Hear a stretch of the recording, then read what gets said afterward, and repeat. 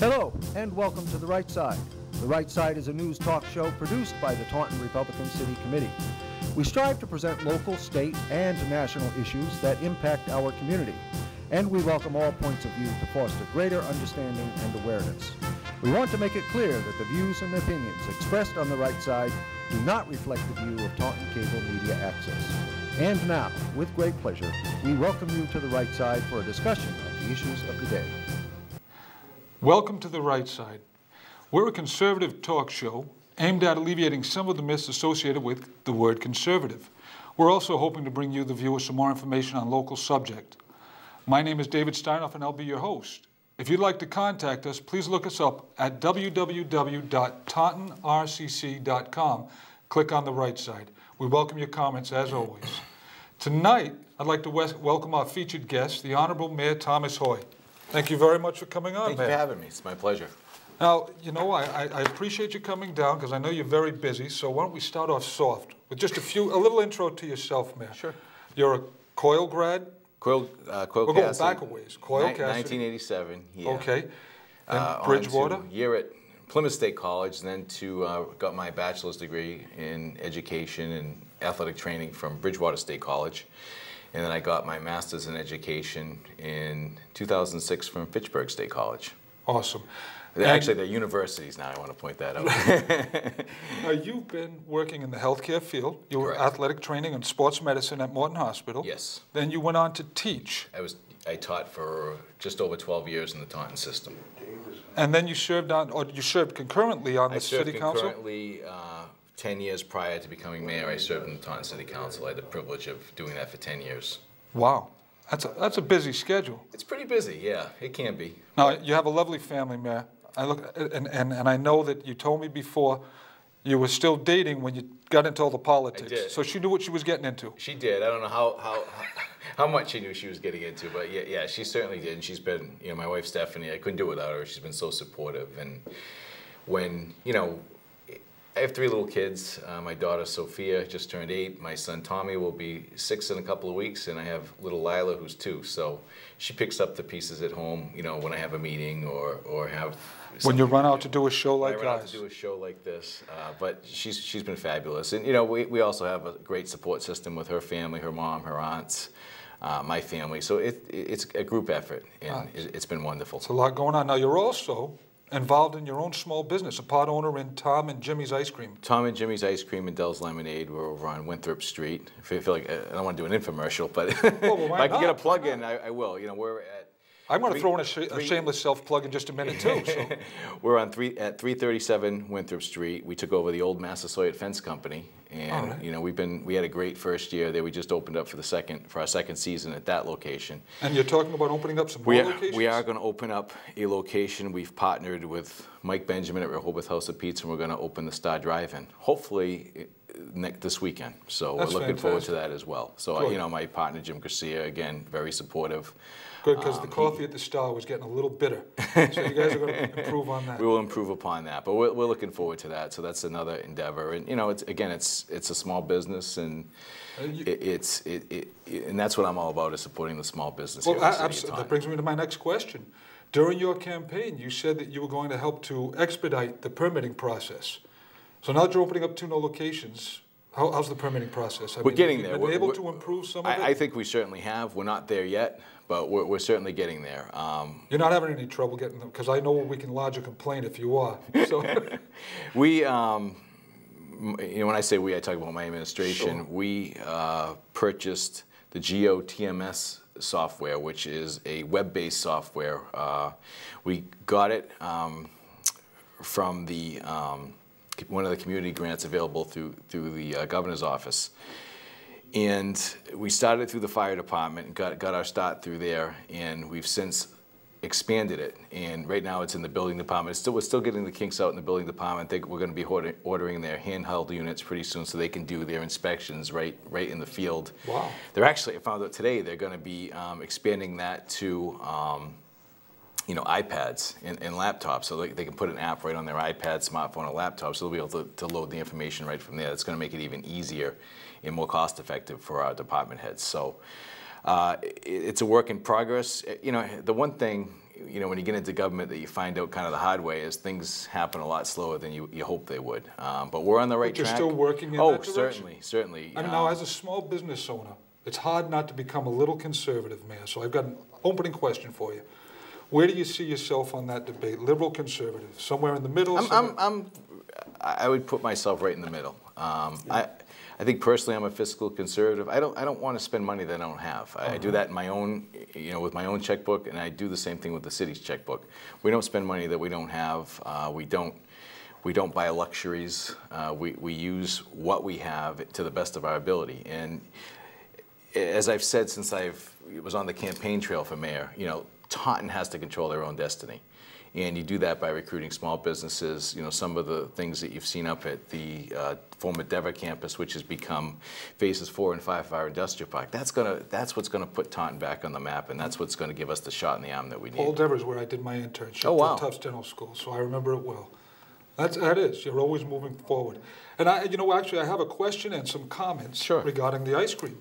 One question I love it. Yeah. This is great. All right. This is easy. Gene, you said this was going to be tough. And asked a senior called in and asked, do you have some flavors? A senior who happens to be a diabetic, flavors that are sugar-free or low sugar. We do have some. We have I know, black raspberry chocolate chip is one of our low-fat flavors, which is very, very popular. We have several, and I can certainly get those out there. Excellent. All right. I'm going to come back with a suggestion on some flavors in a moment. All right. We've got a new part to our show called Pete on the Street. Our very own Pete Mazzone is going to ask some of the people from Taunton questions about local issues.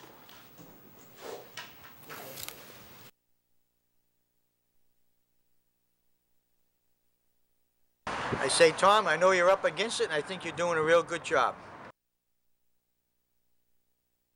I would say, well, he's trying to making the city more better, more business coming back. I'd say you're trying to do a decent job, and I respect it. I would say, hello, Mayor Hoye, and great job so far. Well, not really. I mean, he's doing a good job. Your hands are tied. Yeah, I just have a question regarding to the downtown. We need more cleaning. I know we have some problems, and they got their hands full trying to take care of all the problems. The only thing I can really think of is, what are they doing with City Hall already? It's been forever. Okay. Well, Mayor, actually, we have one last thing to finish on the ice cream parlor. And there were some suggestions from friends of ours, Republicans. And we had some special flavors. We were talking about calling one the Maxine Waters. You remember our illustrious congresswoman from California that suggested sequestration would knock out 170 million jobs, when really our total labor force has 140 million. So we thought that should just be a bowl of nuts with a cherry on top. That would be easy. Then we had the liberal and conservative sundaes. For the most part, they look identical, except the conservative would have less fluff and a lot less nuts. Okay? And then we had my favorite, the Nancy Pelosi. First, you have to buy it to find out what's in it. And then we had the Obama. If you order it, you have to give it to them for free. And if you have any suggestions, folks, for flavor of the month next month, by all means. I can't wait to see what the Barney Frank is. I guess next time I'll have to be prepared and bring my own flavors to rebut. Now, we had some questions brought up by the people who are on the street, and some of those questions, I'm just going to see if I can ramble back over to it, had to do with... I heard Joe's question on the cleanliness downtown, and that's something that every winter we go through a tough period, especially this winter. We talked about it last night at the council meeting with the weather that we had, with the snow cover. A lot of trash gets blown around and gets covered up, and you don't see it till the snow melts. And you know, one of the issues that we have, you know, throughout the winter is you can't get the street sweepers out because it's too cold. Because most street sweepers are water-based, and they use water to clean the streets, so it freezes, so you can't use them. But they're back out. They are going to be back out in force at the end of April, as soon as we kind of get through the pothole season. But they're already back downtown now, so hopefully Joe will be seeing an improvement there. Good. And they also talked about City Hall, I believe. City Hall, another issue that came up last night. It's been a long struggle. There's no way to sugarcoat that. It's taken far too long. Folks have questioned, whether, it should have been gutted like it was, but we can't go backwards in time. Unfortunately, it's an expensive proposition. I mean, How old is the building?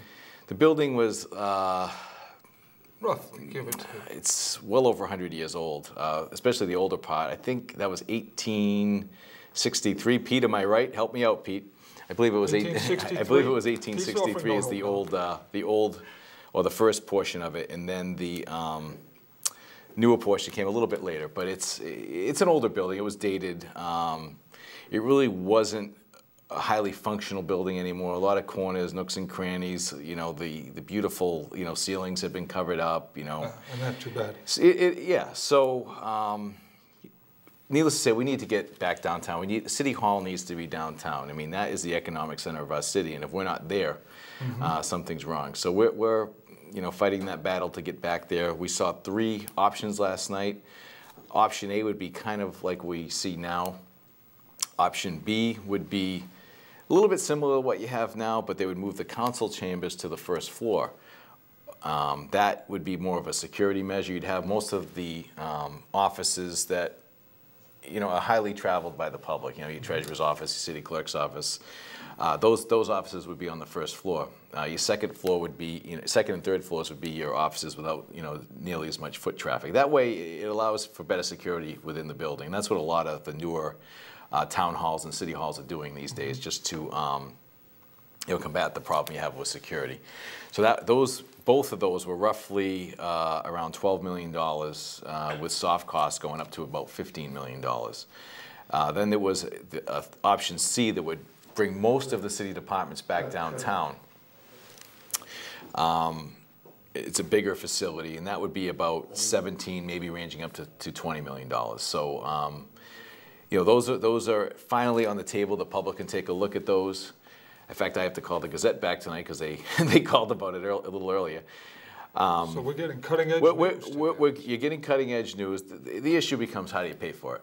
That's always the issue. Is how do you pay for it? That's what we hope the conservative in you comes out, man. Now I'm being asked to put our website up again. It's www.taunton-ma.gov. Click on the right side. Please put in your comments, make suggestions. We welcome them all. We have a couple of subjects that we wanted to kind of catch up with before we get to our next segment for Pete on the Street. One was trash and waste management. There's a lot going on there.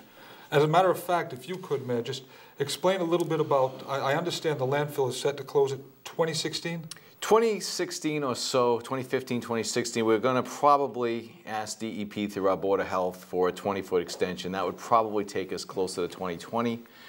Waste management currently operates the landfill. And I know one of the questions that you're probably going to ask is, how is it capped? Waste management is under contract to cap that at its closure. That's the plan right now. Are they going to be a full closure, or are they going to operate? We'll probably operate, take brush, things like that at that point after it closes, some recycling. And you have IWT and we. And then we have the other thing that's going on is, what happens next? I mean, the state has this zero waste plan that, they've implemented. They don't want any waste sent out of the state. Essentially, though, what's happened is they give suggestions. One being, gasification. Anaerobic digestion. That's there's the different, IWT yes, there's different, right? But the problem is right now, to operate one of these facilities, you need a certain amount of trash per day.